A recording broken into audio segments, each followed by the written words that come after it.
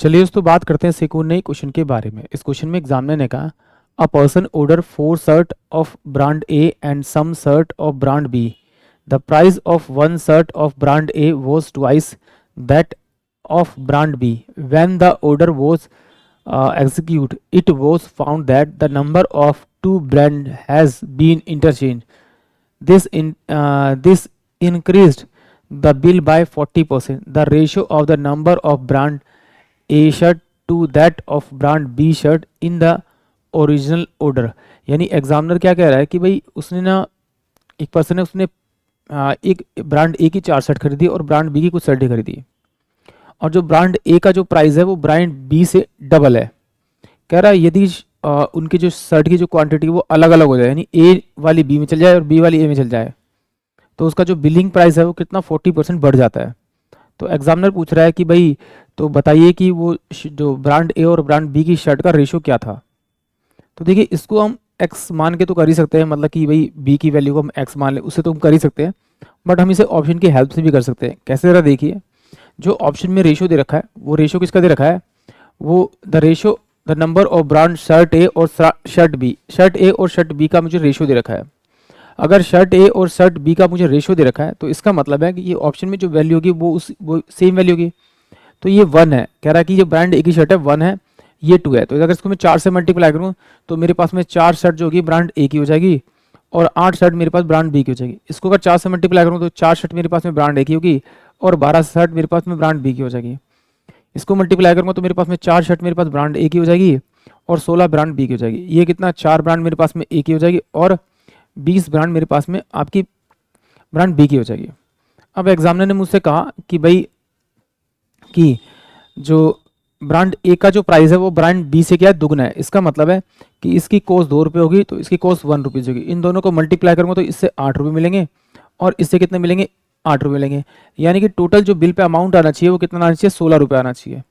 But वो कह रहा है कि वैल्यू इंटरचेंज करेगी तो 8 ए ब्रांड में आ गई और 4 मेरे पास में ब्रांड बी में चली गई, तो इसकी वैल्यू दुगनी होगी और इसकी वैल्यू सेम रही। तो ये कितना हो जाएगा आपका 8 दूनी 16 और ये मेरे पास में कितना हो जाएगा आपका 4, यानी कि टोटल कितना हो जाएगा 20। 16 थी 20 होगी, इन दोनों का डिफरेंस करेंगे तो 4/16 आएगा। यानी कि ये मेरे पास हो नहीं सकता क्योंकि मुझे 40% चाहिए। काटेंगे तो देख लेते हैं आपका, तो 4 चौक 16 4 25 25% आ रहा है, जबकि ये हो नहीं सकता। इसको हटाओ, ऑप्शन बी की तरफ जाएंगे। इसका प्राइस कितना था, डबल था इस वाली से। इन दोनों को मल्टीप्लाई करेंगे 8 प्लस का ये आपका 12 हो जाएगा। यानी कि टोटल बिल जो पेमेंट करना था उसे कितने करना था आपका 20 रुपये का। अब ब्रांड की वैल्यू मतलब कि क्वांटिटी चेंज होगी, ये ए में चली गई 12 और ये बी में चली गई 4। इसकी कीमत 2 रुपये थी, इसकी कीमत 1 रुपये थी, तो 12 दूनी 24 और ये कितना हो जाएगा मेरे पास में आपका, ये आ जाएगा 4। इन दोनों को ऐड करेंगे तो टोटल कितना आ जाएगा 28 रुपये।